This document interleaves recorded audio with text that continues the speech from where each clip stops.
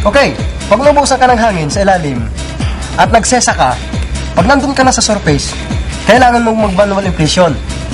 Alam mo ba kung paano mag-manual inflation? Ito, pinipindot mo siya, tapos hinihipan mo. Ha? Okay, pakita ko sa inyo. Assume lang na nalulunod ako, kaya kailangan kong ng hangin para masurvive ako. Okay? Tatanggalin ko ng hangin yan, okay? Mag-manual inflation ako, okay ha? Okay.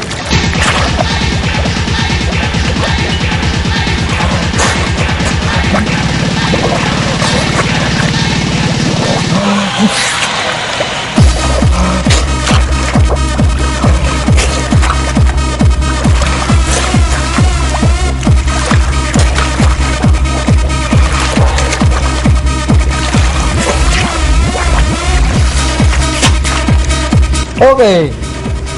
Survive na ako, lutang na. Kasi nag-manual inflation ako.